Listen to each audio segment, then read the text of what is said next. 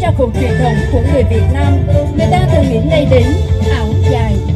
Bởi lẽ từ bao đời nay, chiếc áo dài đã trở thành nét đẹp trong văn hóa của con người Việt. Thưa quý vị, trên sân khấu ngay lúc này là trang phục áo dài thường được sử dụng trong các dịp cưới, hỏi. Áo dài luôn là tâm điểm của các nhà thiết kế và sáng tạo. Các mẫu áo dài dành cho lễ cưới được cắt tông và biên họa một cách phù hợp nhất với từng vóc dáng của người mặc. Sự đa dạng về mặt chất liệu lẫn kiểu dáng đã làm cho áo dài trở thành trang phục được yêu thích và luôn là sự lựa chọn hoàn hảo nhất trong lễ cưới của người Việt Nam.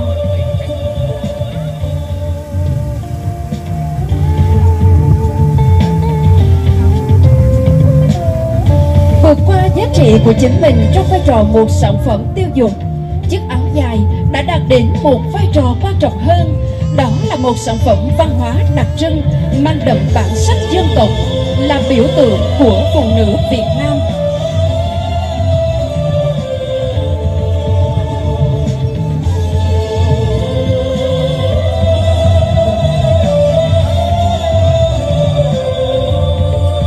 Từ xa xưa, áo dài đã từ đời sống đi vào nghệ thuật điện ảnh, âm nhạc, hội họa, thậm chí trở thành một biểu tượng, một phần tâm hồn người Việt trên chính quê hương hay ở khắp thế giới. Trong tâm thức người Việt Nam và trong mắt bạn bè quốc tế thì áo dài truyền thống được xem là một biểu tượng chứa đựng tinh hoa văn hóa của dân tộc Việt và được sử dụng trong nhiều sự kiện, từ những nghi lễ trang trọng trong gia đình, công sở, xã hội thì đồng bào các dân tộc Tây Bắc như Thái, Hơ Mông, Tày đã di cư đến Sông Hinh làm ăn sinh sống. Điều đó không những làm cho bộ mặt kinh tế của huyện Sông Hinh ngày càng phát triển hơn, mà còn mang đến cho vùng đất này nhiều loại hình văn hóa vô cùng phong phú và giàu bản sắc dân tộc. Sau đây, mời quý vị cùng chiêm ngưỡng phần trình diễn trang phục truyền thống của dân tộc Thái. Các nhóm người Thái sinh sống tại địa phương gồm có Thái đen và Thái trắng. Trang phục của họ gồm áo cón, váy đen và khăn beo. Người Thái có truyền thống thắt eo từ nhỏ nên họ có thân hình rất uyển chuyển và đường cong đẹp mắt. Vì thế trang phục của họ bày rất khéo léo, huề nét đẹp của người con gái Thái. Áo cón có hai kiểu là cổ áo tròn Thái trắng và cổ áo tim người Thái đen. Một loại ngắn tay dành cho người có tuổi và áo cộc tay dành cho các thiếu nữ.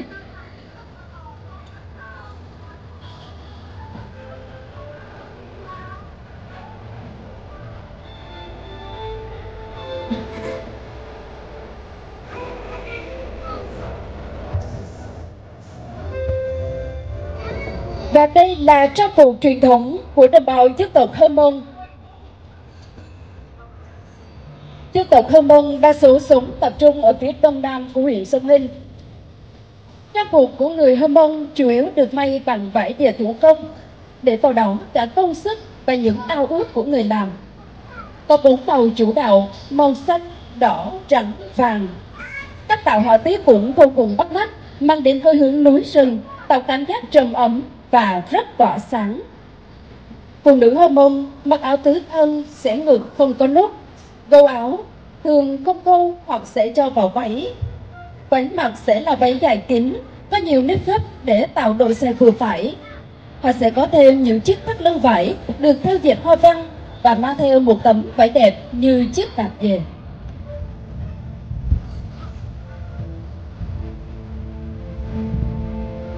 Trong lễ cưới người, sinh sống và cư trú nhiều ở xã Ely, E3, E5 và thị trấn Hai Riêng. Trang phục của dân tộc Tây khá đơn giản, thường là màu trầm của sắc tràm nhưng vô cùng giản dị. Chất liệu thường sử dụng là vải bông hoặc lụa. Họ không thêu thùa hay ghép vải cầu kỳ nhưng nhìn rất duyên dáng. Phụ nữ thường mặc áo 5 thân có thắt lưng, bên trong là quần dài qua mắt cá chân. trên đầu đeo thêm khăn chiếc mỏ quạ. Thưa quý vị, bên cạnh đó, đàn tính luôn hiện hữu trong tất cả những sinh hoạt văn hóa tinh thần của đồng bào Tày. Nó là một phương tiện giao tiếp mang đậm bản sắc, đồng thời được coi là linh hồn trong nghệ thuật dân ca dân vũ. Và chúng ta hãy cùng nhìn ngắm lại những sắc phục truyền thống của các dân tộc, một chút không gian núi rừng Tây Bắc trên vùng đất sông Hình Phú Yên xinh đẹp của chúng ta.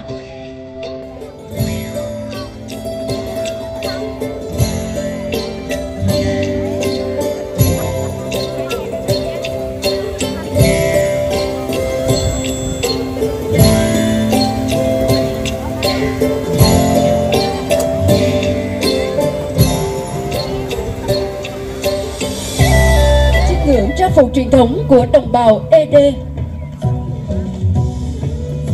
Đồng bào ED phần lớn sinh sống ở huyện Sơn Hòa, Sông Hinh của tỉnh Phú Yên.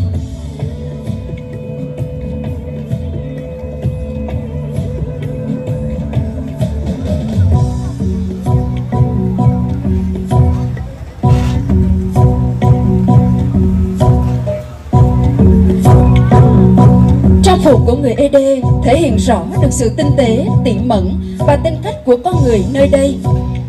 Phụ nữ thường mặc váy tấm và áo chui. Áo có thiết kế sẽ từ vai trái sang vai phải, mặc bằng cách chui từ dưới lên. Áo sẽ bó sát vào thân và buông xuống từ phần thắt lưng. Tay áo tương đối ngắn và hẹp, cổ áo cao. Màu sắc chủ yếu là màu tràm và tều điểm nhấn bằng các đường viền họa tiết. Những vật dụng hàng ngày của họ cũng vì thế được tận dụng từ thiên nhiên. Từ lâu với người ED, quả bầu được gắn liền với đời sống thường ngày và trong những buổi sinh hoạt văn hóa của họ.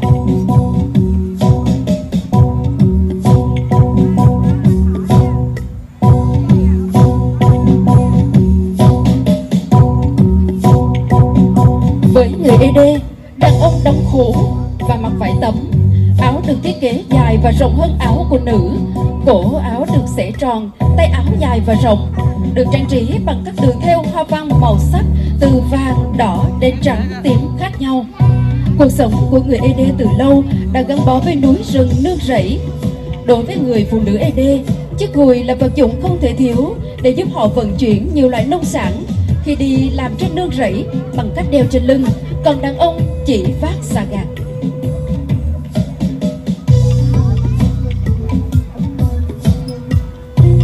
Trang phục truyền thống của người ED đã trở thành một trong những nét truyền thống được lưu truyền từ đời này sang đời khác và gắn liền với đời sống ở nơi đây, là nét văn hóa đặc sắc mà người ED luôn giữ gìn.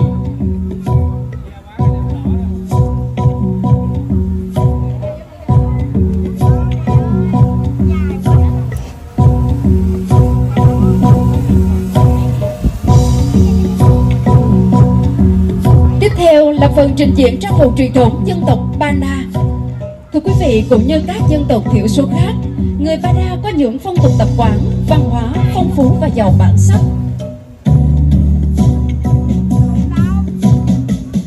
Một trong những bộ trang phục mang hơi thở của Đại Ngàn, vô cùng giản dị nhưng không kém phần duyên dáng.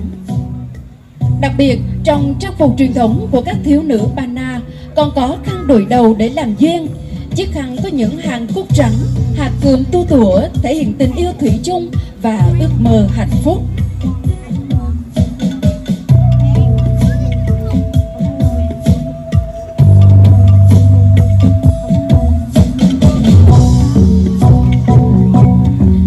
Cũng giống như trang phục truyền thống của đồng bào Tây Nguyên, những đường nét trong trang phục truyền thống của dân tộc Ba Na đều như hòa quyện với thiên nhiên, mang hơi thở Đại Ngàn với những đường nét khỏe khoắn nhưng không kém phần duyên dáng.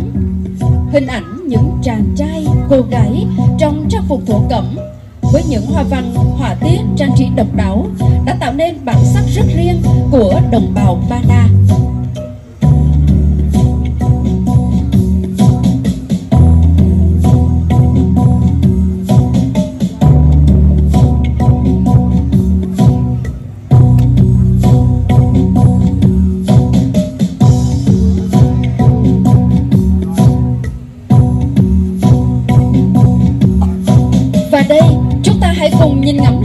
Còn nữa, trang phục truyền thống của các dân tộc Ede, Pana, mỗi dân tộc đều có trang phục riêng, mang nét đẹp và ý nghĩa khác nhau, in dấu ấn văn hóa truyền thống và phong tục tập quán của dân tộc mình.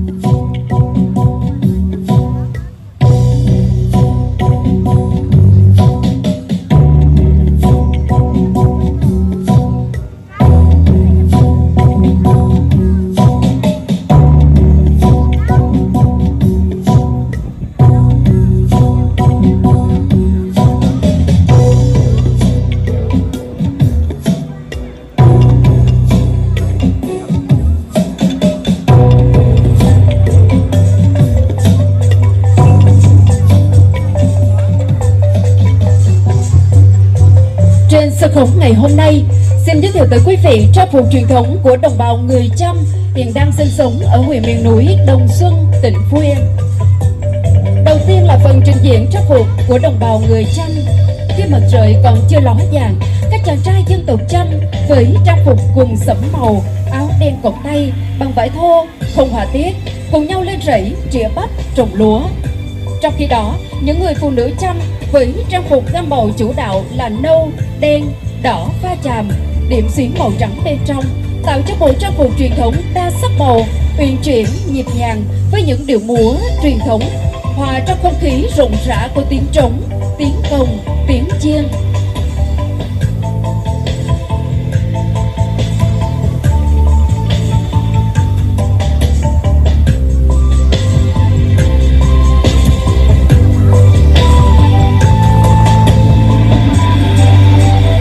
Nữ Chăm nổi tiếng bởi kỹ thuật dệt tinh tế với những đường nét hoa văn, màu sắc riêng biệt, làm ra những bộ trang phục, những tấm chăn, tấm thổ cẩm mang nét đặc trưng riêng của đồng bào nơi đây.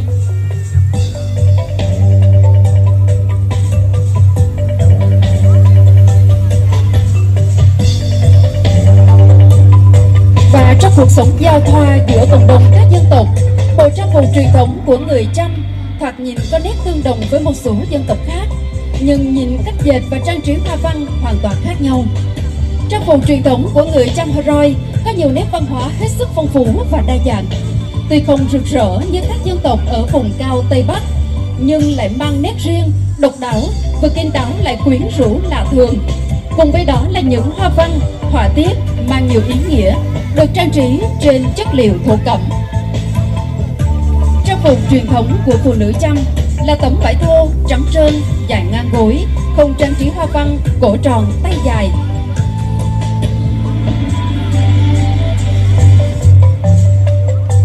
Trang phục không chỉ mang tính thẩm mỹ riêng mà còn phù hợp với cuộc sống lao động hàng ngày của họ. Vào những ngày lễ hội đông vui, những cô gái Chăm Hờ duyên dáng trong bộ trang phục truyền thống đa sắc màu, uyển chuyển nhịp nhàng với những điệu múa truyền thống, hòa trong bầu không khí rộn rã của nhịp trống đôi tổng ba chiên năm.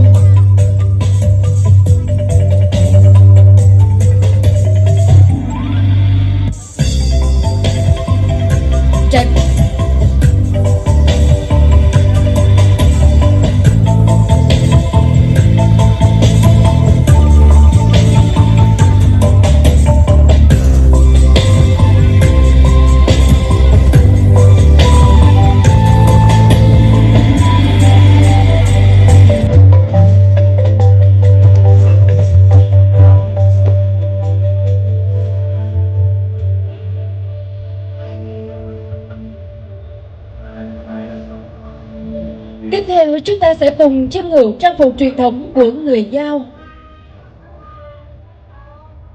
Người Dao có hơn 810 người, được chia thành nhiều nhóm, cư trú rải rác ở các vùng trên địa bàn huyện Sông Hinh, nhưng tập trung đông nhất ở xã E Lê và xã E Ba.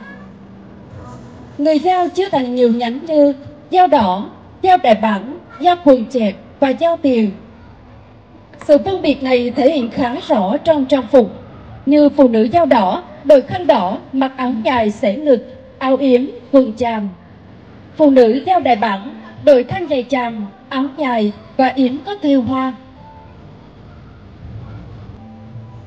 Lấy phông màu chàm đen làm chủ đạo, kết hợp với những nét hoa văn thêu chỉ, các phụ kiện trang sức khá cầu kỳ, hòa quyện vào nhau thành một khối thống nhất rực rỡ sắc màu.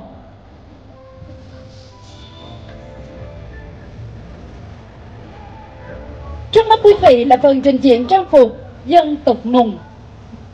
Không sặc sỡ như một số trang phục khác, trang phục phụ nữ Nùng có hình thức giản dị, trang nhã, đường nét mềm mại, gần gũi với thiên nhiên. Thường thì mặc áo tứ thân màu tràm, áo được may rộng cả phần thân và tay, dài phủ mông, phù hợp với lao động và sinh hoạt thường ngày.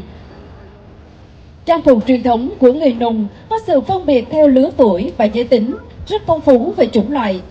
Trang phục của nam giới gồm có áo, quần thắt lưng, khăn đội đầu, túi vải thêu. Cùng với bộ trang phục phụ nữ Nùng thường kết hợp với một số đồ trang sức làm bằng kim loại đeo trên người như vòng cổ, vòng tay, tạo thành mảng trắng sinh động, nổi bật trên nền áo màu tràm, vừa tăng thêm tính thẩm mỹ, thể hiện quan niệm tín ngưỡng đối với các vị thần linh ở núi rừng linh thiêng. Bên chúng ta hãy cùng chiêm ngưỡng những bộ trang phục truyền thống của đồng bào dân tộc Dao và dân tộc Nùng.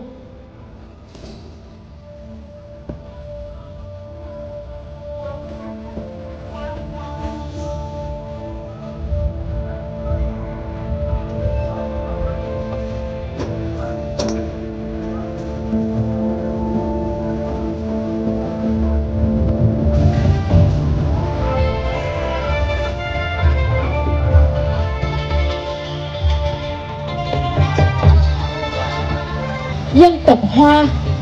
Dân tộc Hoa đã và đang sinh sống hòa nhập với cộng đồng Việt ở thành phố Tuy Hòa từ bao đời nay. Dù đã trải qua nhiều thăng trầm trong quá trình di cư, nhưng người Hoa vẫn duy trì và phát triển bản sắc, mang trong mình những nét đặc trưng văn hóa độc đáo.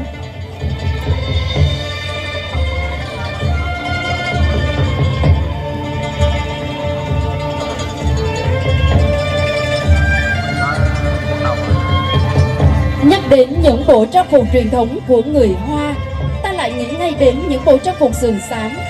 Ngày nay, sườn xám vẫn giữ được nét cổ điển mà không kém phần quyến rũ, mang dáng vẻ của sự kết hợp Đông Tây đã tạo nên sự hấp dẫn. Nhờ sự táo bạo về thiết kế, sườn xám đang trình diễn mà quý vị chiêm ngưỡng đã được cách tân phù hợp với thời đại hiện nay, vừa kín đáo, vừa hiện đại và sang trọng. Trong nền văn hóa phương Đông tiêu biểu của người Hoa, các cô dâu thường chọn trang phục áo cưới là áo khỏa.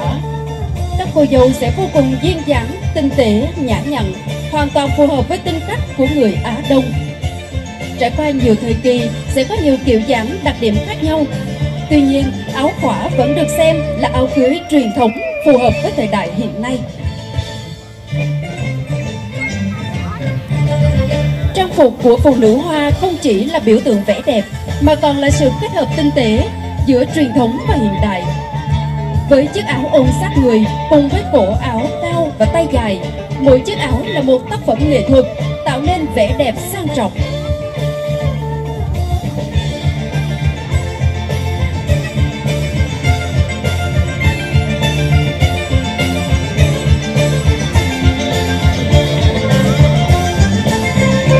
Trang phục truyền thống của người Hoa là một trong những điểm sáng góp phần tạo nên sự đa dạng và phong phú.